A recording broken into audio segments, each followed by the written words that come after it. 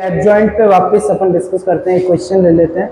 तो यदि मैट्रिक्स दे रखा है उसका एडजॉइंट निकालना है, तो एडजॉइंट के लिए क्या करना होता है, तो पहले आपको इसके सारे कोफैक्टर निकालने हैं, 1 के 2 के सबके, फिर उसका क्या लेना है, उसका वो ट्रांसपोज लेना है।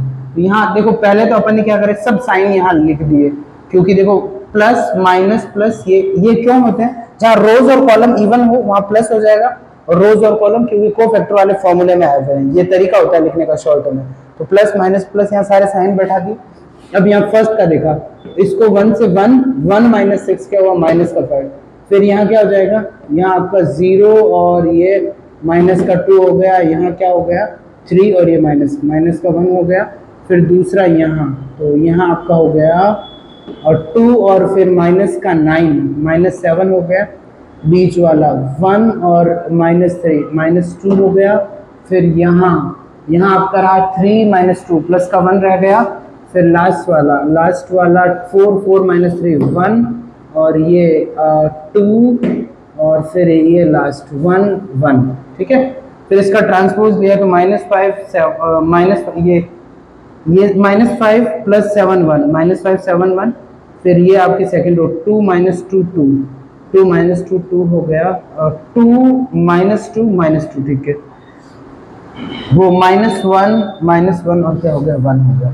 ये आपका एडजॉइंट होगा। दूसरा आपने ना जब भी डिटर्मिनेंट की वैल्यू निकालनी होती है तो उस लाइन को उसको पिक करो, उस रो को और कॉलम को जहाँ क्या हो जाए 0 सबसे ज्यादा हो। फर्स्ट पिक करी 1 तो इसका कोफैक्टर ले लिया, ये प्लस माइनस आपको पता रखा है कि जिसमें इसको -1 की पावर 1 + 1 हो जाएगा, इसका समझ रहे हो ना। तो फिर यहाँ 1, फिर ये वाला डिटर्मिनेंट, फिर 1 हो गया ये डिटर्मिनेंट, फिर यहाँ क्या हो गया 0 हो गया, फिर ये डिटर्मिनेंट हो गया, फिर 1 हो गया और ये लास्ट वाला डिटर्मिनेंट हो गया। तो बस इसको सॉल्व करा, यहाँ क्या वैल्यू आ गई -4।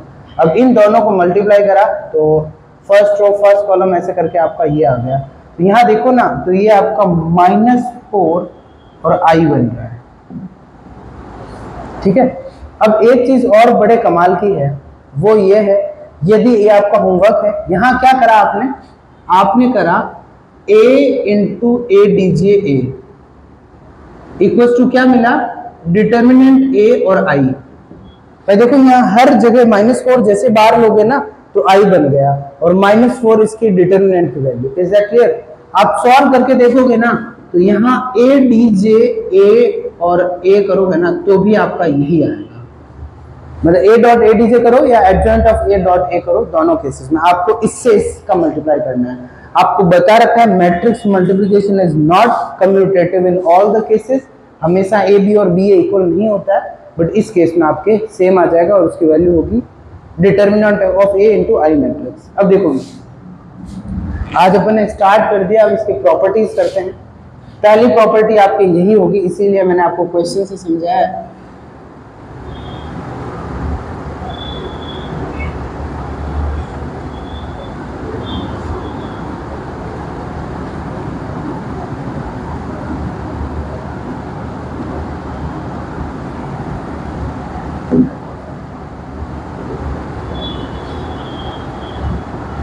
अब देखो पहली प्रॉपर्टीज ऑफ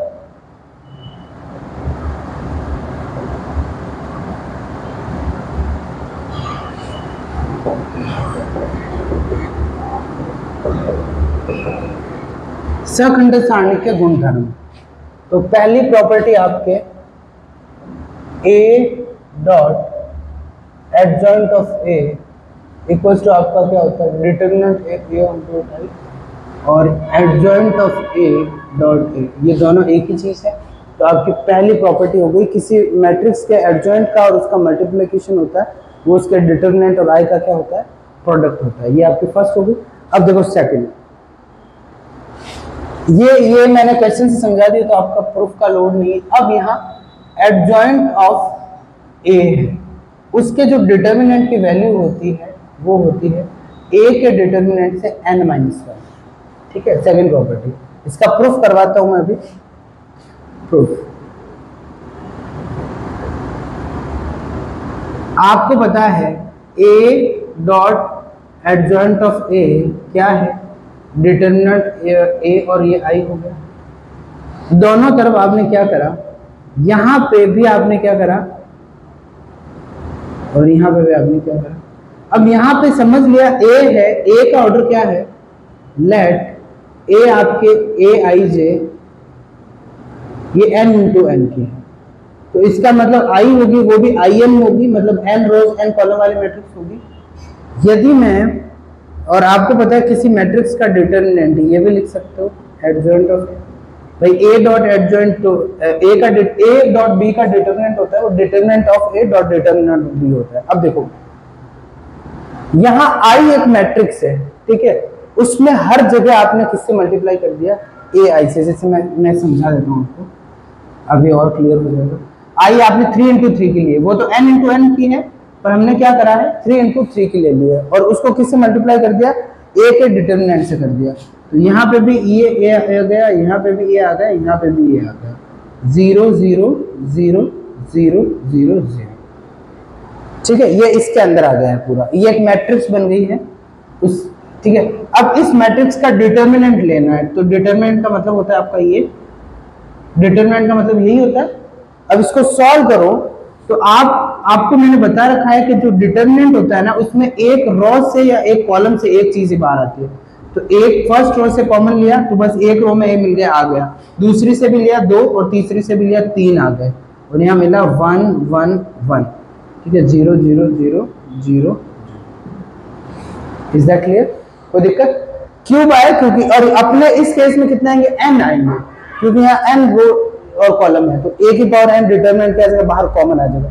अब i की जो वैल्यू होती है डिटरमिनेंट की वो हमेशा क्या होती है, 0 होती है, क्योंकि देखो यदि प्लस माइनस प्लस लिया ना, इन दोनों से तो वैसे मल्टीप्लाई होकर कोफैक्टर 0 हो जाएंगे, एक का लिया तो 1 इंटू 1 फिर 1, समझ गया ना, 1 ही रहेगा।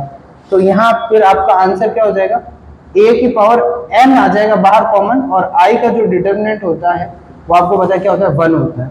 फिर यहाँ से एडजॉइंट ऑफ a क्या हो गया, यहाँ a है और यहाँ a की पावर क्या है, n माइनस 1 है, मतलब समझ गए ना, यहाँ 1 है, ये उधर नीचे जाएगा, इसको क्या बना देगा, n। तो ये आपका दूसरा। कोई दिक्कत है क्या? एकदम इजी था, कोई दिक्कत नहीं। तो अब देखो, अब अगला लेते हैं,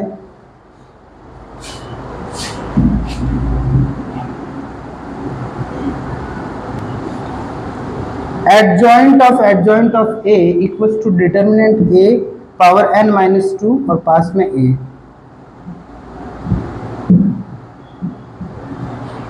एडजॉइंट का और एडजॉइंट ले लिया, third adjoint of a equals to, ये इधर एक मैट्रिक्स है। एडजॉइंट ऑफ ए का क्या मतलब है, ए मैट्रिक्स दी, पूरे प्रोसेस से आपने उसका एडजॉइंट निकाला, मतलब उसके सारे कोफैक्टर निकाले, फिर उनका ट्रांसपोज किया एकदम प्रॉपर तरीके से, फिर वो मैट्रिक्स ली ना, उसको ऐसे ट्रीट करना जिससे ए है, सेम प्रोसेस वापस जो मैट्रिक्स आई है उसके क्या करे, कोफैक्टर लिए, सारे ट्रांसपोज करा, तो फिर वहां रुके, मतलब 2 बार सेम प्रोसेस कर लिया। और उधर क्या है, ए का डिटरमिनेंट की वैल्यू निकाल ली, उसको इसकी पावर n क्या है, यहाँ पे n है रोज और कॉलम, n क्या है आपके यहाँ, n है नंबर ऑफ रोज, और या फिर क्या बोल दो नंबर ऑफ कॉलम, दोनों ये स्क्वायर मैट्रिक्स है, एक ही बात, ठीक है। और दूसरा क्या बोल रहा है, क्या जरूरत माताफोड़ी की, वो बोल रहा है कुछ नहीं करना है, डिटरमिनेंट की वैल्यू निकालो आराम से a के, और यदि 3/3 का है तो n माइनस 2 मतलब पावर हो जाएगी 1, 4/4 का है तो 4 माइनस 2 उसका डिटरमिनेंट का स्क्वायर हो जाएगा, 5/5 है तो डिटरमिनेंट का क्यूब आ जाएगा, जो वैल्यू आएगी उसको मैट्रिक्स ए से मल्टीप्लाई कर दो, तो फिर इधर मैट्रिक्स और इधर मैट्रिक्स दोनों सेम है। बात समझ में आया नहीं? अब इसको प्रूफ कैसे करते हैं, प्रूफ करवाना ताकि आपके दिमाग में ठहरे। आपको पता है ए एडजॉइंट ऑफ ए किसके इक्वल होता है, जल्दी बताओ, ये कर रखा है, अभी करा था, क्वेश्चन में भी आपको हो गया था। अब यहाँ पे रिप्लेसिंग एक इक्वेशन की प्रॉपर्टी है कि आप एक इक्वेशन के दोनों साइड कोई भी चीज रिप्लेस कर सकते हो, दोनों साइड आपने जहां जहां ए दिखे ना, क्या करना है, एडजॉइंट ऑफ ए कर देना है। यहाँ क्या हुआ, ए डीजे ए हो गया, अब ये क्यों करता है? क्योंकि एक साइड नहीं कर रहे हैं, दोनों साइड कर रहे हैं।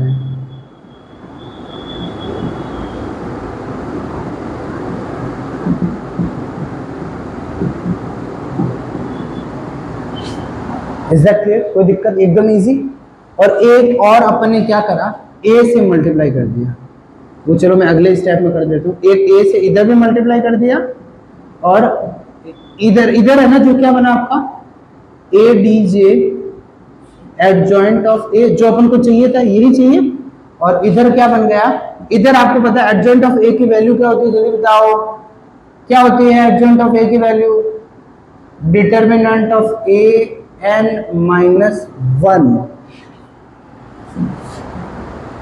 ठीक है, सेकंड प्रूफ से निकालिए। और एक ए से इधर भी मल्टीप्लाई कर दिया, इधर ए से कराया, तो ये तो ये क्या है, डिटरमिनेंट का एक वैल्यू है 10, 15, 20। तो इधर फिर ए को आगे भी तो ले सकते हो, एक ही बात है, ए आई एन, मतलब इसको आगे लिख दिया मैंने, कोई फर्क नहीं पड़ता। अब देखो, एक ए से मल्टीप्लाई यहां भी पड़ा है, यहां भी पड़ा है। आपको पता है आइडेंटिटी से किसी को भी मल्टीप्लाई करें क्या बन जाता है, ए ही बन जाता है।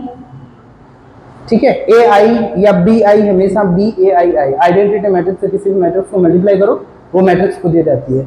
अब देखो, ए और एडजॉइंट की जगह क्या लिखोगे, ये हो जाएगा डिटर्मिनेंट ऑफ ए, और यहाँ क्या हो जाएगा, आई एन हो जाएगा, और एडजॉइंट ऑफ ए। कोई दिक्कत है क्या? अब आई से किसी को मल्टीप्लाई करोगे वो मैट्रिक्स खुद ही रहेगी, और इधर ये ए है, उधर जाएगा तो क्या हो जाएगा, n-2 हो जाएगा। तो ये आपके थर्ड वाला भी हो गया। समझ में आया नहीं आया? अच्छे से आया नहीं आया? फोर्थ है, इस सेम का आपने क्या कर दिया, डिटर्मिनेंट ले लिया।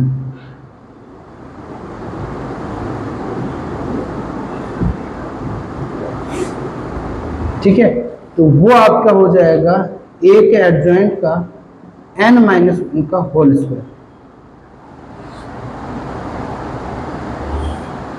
अब देखो, आप समझना मेरी बात ध्यान से, इसका प्रूफ करते हैं। यहां करवाते हैं।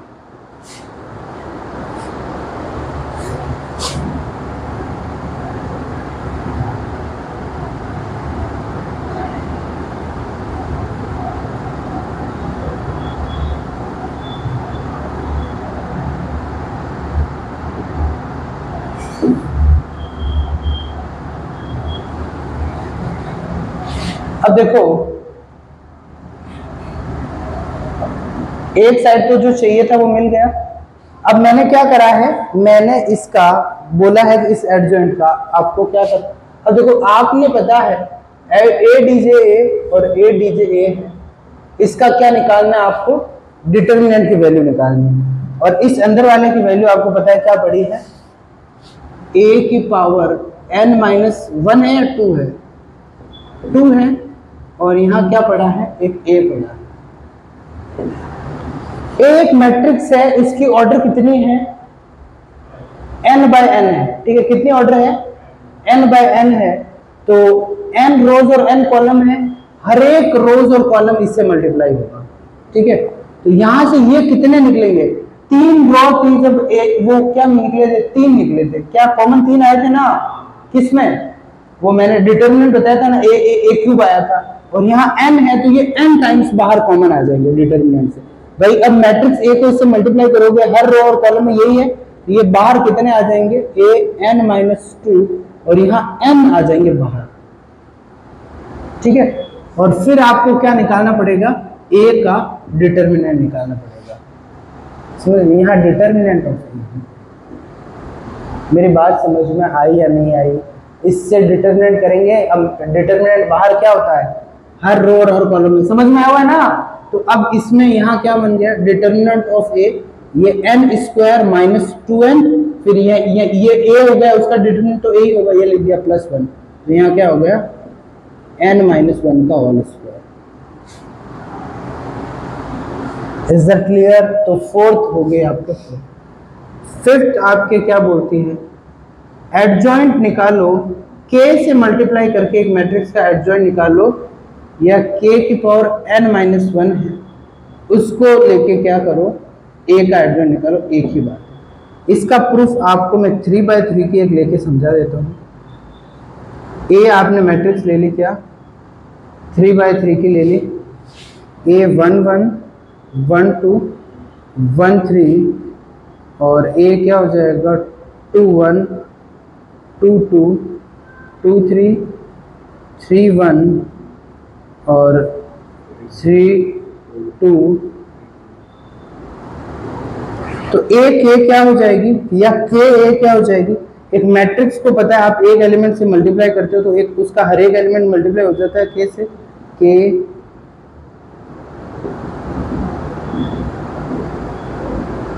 कोई दिक्कत है क्या। अब k a का क्या निकालना है आपको, एडजॉइंट निकालना है।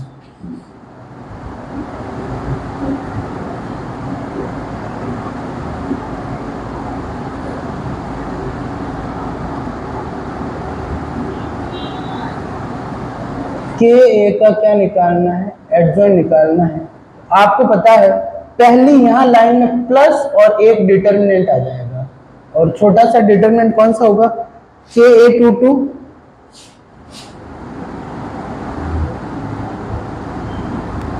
ka22 ka23 ka3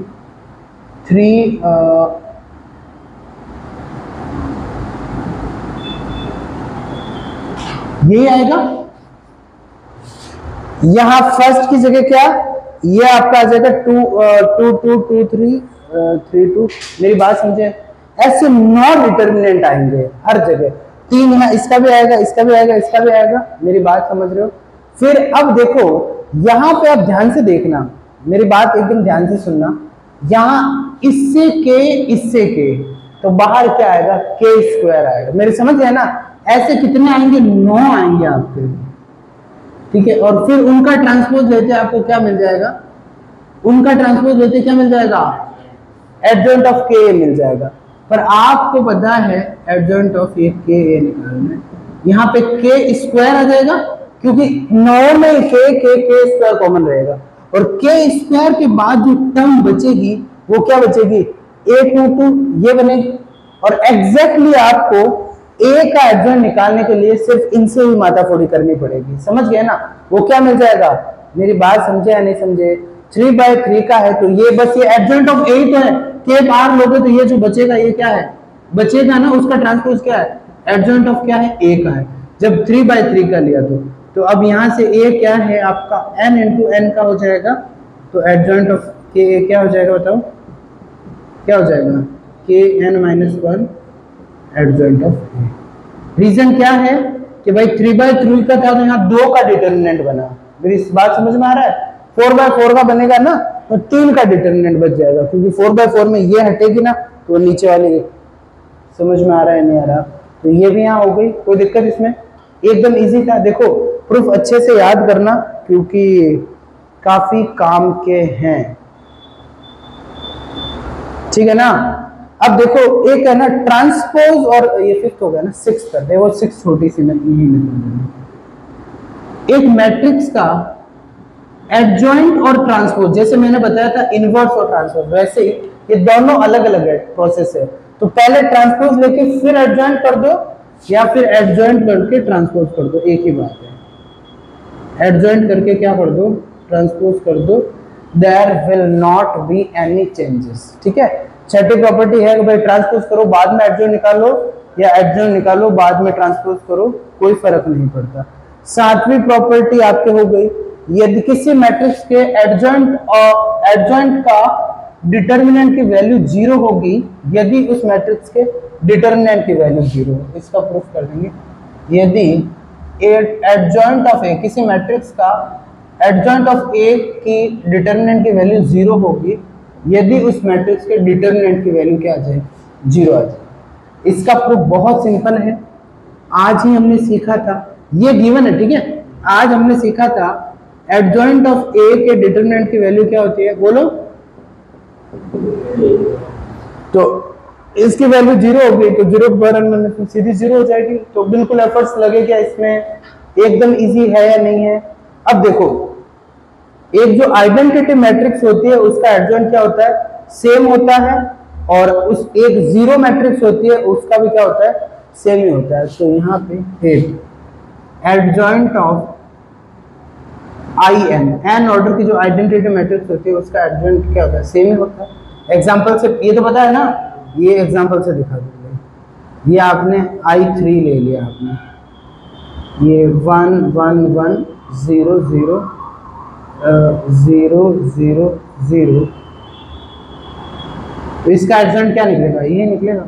ठीक है, इसका एड निकाल देना, ADJ सेम ही हो जाएगा। और 9 एडजॉइंट ऑफ जीरो मैट्रिक्स, उसका भी क्या हो जाएगा, जीरो मैट्रिक्स होगा। मेरी बात समझ में आई या नहीं आई। एडजॉइंट ऑफ जीरो मैट्रिक्स में क्या हो जाएगा, जीरो मैट्रिक्स हो जाएगा।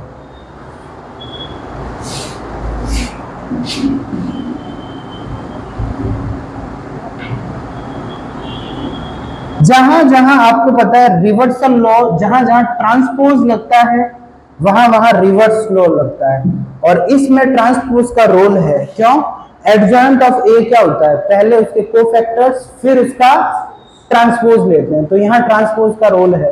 तो ये आपके 9 हो गए, फिर 10।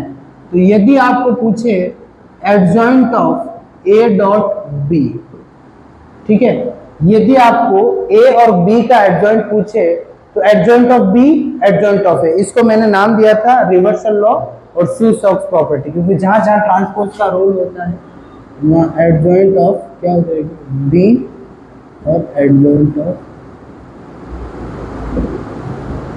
मतलब एडजॉइंट ऑफ बी ए हो जाएगी। मेरी बात समझे, एडजॉइंट ऑफ ए बी क्या हो जाएगा, एडजॉइंट ऑफ बी और adjoint of A. 11 adjoint of A की पावर m, ठीक है, ये होता है एडजॉइंट ऑफ ए और उसकी पावर क्या हो जाएगा, m। यहाँ पे m क्या होना चाहिए, इंटीजर होना चाहिए। मेरे ये मैंने कैसे लिख दिया सीधा, मैंने रिवर्सल लॉ के बेसिस पे लिख दिया। रिवर्सल लॉ जहां लगता है ट्रांसपोज आता है ना, ट्रांसपोज में रिवर्सल लॉ लगता है, इसमें भी ट्रांसपोज लग रहा है ना। अब देखो इसका प्रूफ करवा रहा हूं मैं, इसका थोड़ा सा मैं उसमें पूरा प्रॉपर लैंग्वेज नहीं लिखूंगा, बाकी इसका प्रूफ मैथमेटिकल इंडक्शन से होता है, और मैं थोड़ा ब्रीफ बता दूंगा। यदि आपने एडजॉइंट निकाला किसका, ए स्क्वायर का, तो ए स्क्वायर क्या होता है, adjoint of A dot A हो गया। इस सेम में ए डॉट ए, तो आगे बी का क्या, एडजॉइंट ऑफ ए, और फिर दूसरा वाला भी पोर्शन क्या होगा, एडजॉइंट ऑफ क्या हो जाएगा, ए हो जाएगा, दोनों सेम। अब यहां से एडजॉइंट ऑफ ए स्क्वायर क्या हो जाएगा, एडजॉइंट ऑफ ए का स्क्वायर। मेरी बात समझे या नहीं समझे भाई, बी और ए एक ही है तो उसका स्क्वायर हो गया। फिर यदि आपने निकालना एडजॉइंट ऑफ ए क्यूब, तो एडजॉइंट ऑफ ए क्यूब को क्या लिख दिया, ए स्क्वायर डॉट ए, और यहाँ हो गया एडजॉइंट ऑफ ए स्क्वायर, और ये क्या, सॉरी, एडजॉइंट ऑफ ए और एडजॉइंट ऑफ ए स्क्वायर।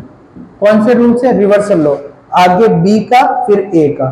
तो यहाँ ए स्क्वायर आपने अभी अभी करा है, क्या होता है ए स्क्वायर का, ये इसकी जगह ये लिख सकते हो, तो फिर बन गया ना ए डी जे ए का क्यूब। सिमिलरली यदि m तो इंटीजर है, हर एक इंटीजर के लिए आप ये पॉजिटिव इंटीजर के लिए।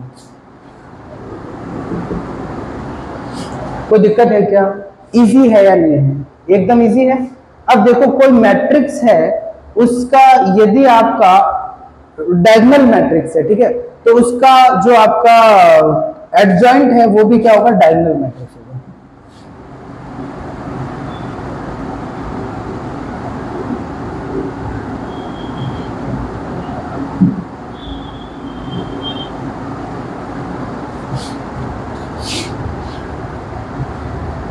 कौन से नंबर था ये, 13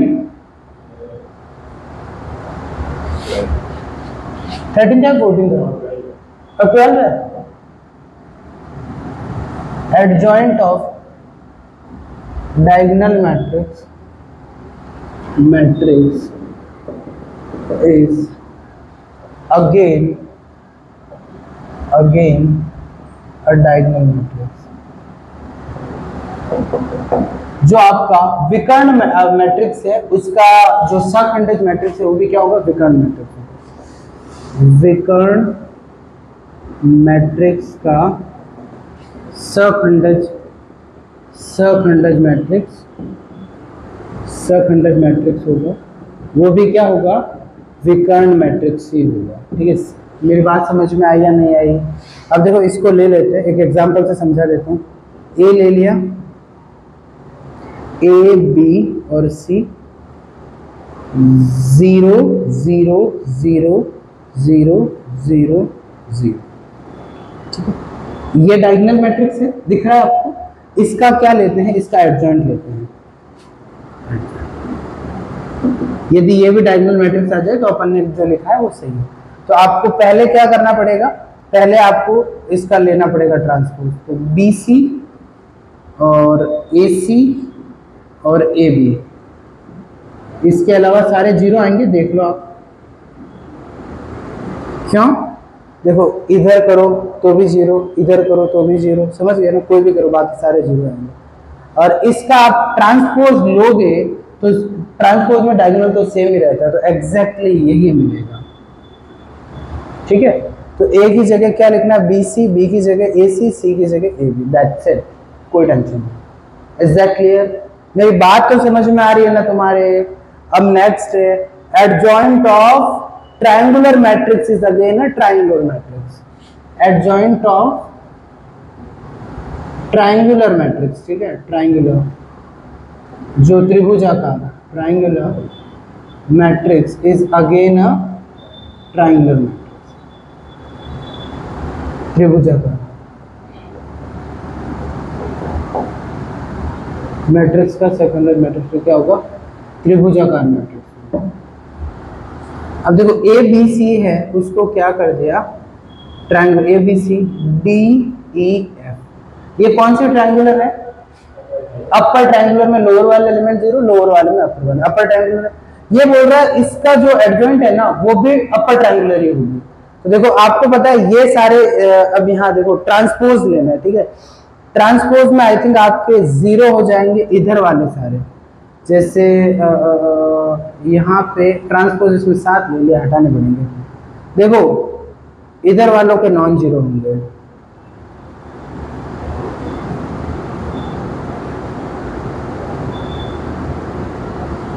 तो देखो यहाँ क्या आएगा, डी सी, एक सेकंड, डी एफ और माइनस क्या आ जाएगा, माइनस आ जाएगा आपका, एक सेकंड, इसका डी सी होगा।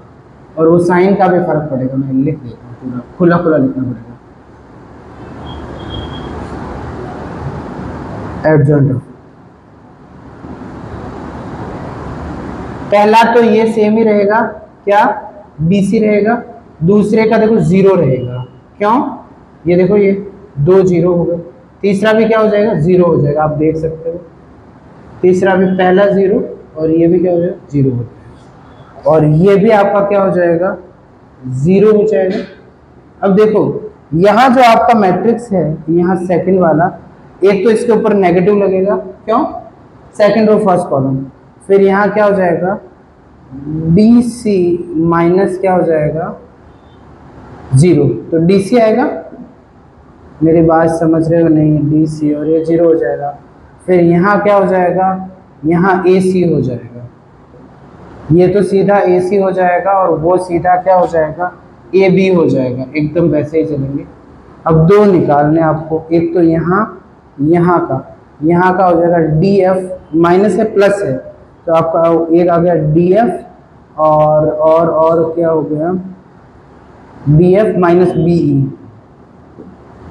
लास्ट एक तो माइनस है यहाँ पे और यहाँ आपका हो गया ए एफ। ठीक है, इसका जो ट्रांसपोज लोगे, तो ट्रांसपोज लोगे ना तो ये लोअर ट्रायंगल इधर आ जाएंगे जीरो और वो चले जाएंगे उधर, तो समझ गया ना। तो ये आपकी अपर ट्रायंगुलर है ना, तो इसका एडजॉइंट भी क्या होगा, सेम ही होगा, अपर ट्रायंगुलर होगा। तो इसीलिए लोअर का भी क्या हो जाएगा, लोअर हो जाएगा, सेम है, मैं कहना ये चाहता था।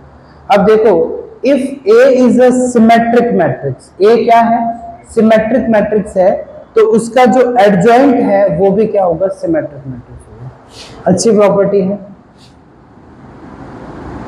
एडजॉइंट ऑफ सिमेट्रिक मैट्रिक्स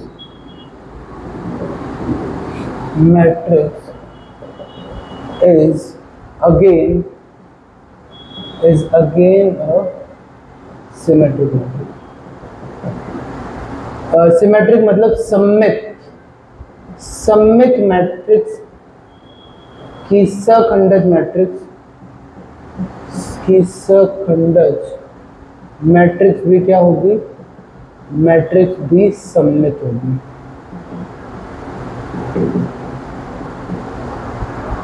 अब देखो, मैट्रिक्स लिया आपने सिमेट्रिक, उसका एडजॉइंट लिया, वो भी क्या होना चाहिए, सिमेट्रिक ही होना चाहिए। अब देखो, आपको पता है सिमेट्रिक गिवन है, मतलब क्या बात है, if it is given that matrix is symmetric, तो उसका ट्रांसपोज खुद होगा, ये आपके पास है। अब एडजॉइंट ऑफ ए है, उसका ट्रांसपोज लिया और वापस वो खुद आ जाए, भाई सिमेट्रिक का मतलब क्या हो गया, यदि कोई भी मैट्रिक्स ली उसका ट्रांसपोज वापस वो खुद आ जाए तो वो क्या होगा, सिमेट्रिक होगा। तो आप कैसे करके ये लेके आ गए ए डीजे ए, तो आप बोल दोगे सिमेट्रिक है, ठीक है, समझ गए ना भाई, ए ट्रांसपोज ए तो गिवन है क्योंकि ए सिमेट्रिक है, एडजॉइंट ऑफ ए का ट्रांसपोज भी वापस एडजॉइंट ऑफ ए आ जाए तो बोल देंगे क्या, सिमेट्रिक है। लेफ्ट हैंड साइड में मतलब ये एडजॉइंट ऑफ ए, आज ही अपन ने पढ़ा है, पहले ट्रांसपोज लो फिर उसका एडजॉइंट निकाल लो, या एडजॉइंट निकाल कर ट्रांसपोज लो, कोई फर्क नहीं पड़ता। तो ये एक ही बात है, एडजॉइंट ट्रांसपोज का एडजॉइंट लो या एडजॉइंट लेकर ट्रांसपोज निकालो। और गिवन है ए डी जे ए, ठीक है, ये आ गया ना, ये आपकी क्या आ जाएगी, राइट हैंड साइड आएगी। फायदा क्या हुआ आपको, गिवन था, क्या गिवन था, ए ट्रांसपोज क्या होगा ए। मेरी बात समझ में आई या नहीं, तो आ गया ना राइट हैंड साइड। अब है adjoint of skew symmetric matrix of odd order, adjoint of skew symmetric matrix of odd order, odd order का क्या मतलब हो गया, 3x3, 5x5, 7x7, 2x2 नहीं है, ठीक है, 4 into 2 नहीं है, तो इस अगेन में सिमेट्रिक मैट्रिक्स हो गया। यदि मैट्रिक्स का ऑर्डर क्या है, ऑड है ना, तो उसका अगेन क्या होगा, सिमेट्रिक मैट्रिक्स होगा। अब adjoint of skew symmetric matrix है मतलब क्या गिवन है, -a, ठीक है, और उस a के लिए आपको लेके तो यही आना है, ठीक है, क्यों, दिखाना सिमेट्रिक ही है। Skew symmetric matrix of odd order is again A symmetric matrix, मतलब लाना यही है। अब आपको पता है ये चीज तो कर सकते हो। अब आपको पता है यहां क्या हो जाएगा, ए टी आपका -a आ गया। मेरी बात समझ में आई या नहीं आई? अब यहाँ पे आपको मैंने अभी अभी एक प्रूफ करवाया था या एक स्टेटमेंट लिखवाया था और उसका प्रूफ भी समझाया था। एडजॉइंट ऑफ के ए क्या होता है, k की पावर n-1 होगा और यहाँ क्या होगा, एडजॉइंट ऑफ a हो जाएगा, ठीक है। तो यहाँ पे k आप ले लिया -1, k क्या ले लिया, -1 ले लिया, ठीक है। तो यहाँ पे क्या हो जाएगा फिर, -1 की पावर n-1 हो जाएगा और एडजॉइंट ऑफ क्या बन जाएगा, a बन जाएगा। मेरी बात समझ में आया, k ले लिया -1 तो -1 की पावर n-1। अब जब ऑर्डर क्या होगा, ऑड होगा, ठीक है, ऑर्डर इज ऑड, तो इसका मतलब n क्या होगा, 3, 5 ऐसा होगा। तो n आपका 3 होगा तो 3 - 1 स्क्वायर, 5 - 1 इवन रहेगा, तो ये आपका क्या बन जाएगा, आपका ये आपका 1 बन जाएगा और क्या आ जाएगा, एडजॉइंट ऑफ a ही आ जाएगा। मेरी बात समझ में आई या नहीं आई? और इसका मतलब ये आपके राइट हैंड साइड आ जाएगी, तो ऑड ऑर्डर के लिए क्या हो जाएगी, सिमेट्रिक हो जाएगी। इवन ऑर्डर के लिए स्क्यू सिमेट्रिक रहेगी, वो आगे नेगेटिव रहेगा। समझ में आया या नहीं आया? तो skew symmetric matrix of even order is again a skew symmetric.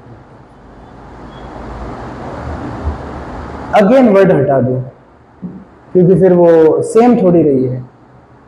Adjoint of skew symmetric matrix of odd order is a symmetric matrix. तो सम्मितर की जगह विषम लिख लीजिए, विषम सम्मित मैट्रिक्स की सखंडज मैट्रिक्स भी यहाँ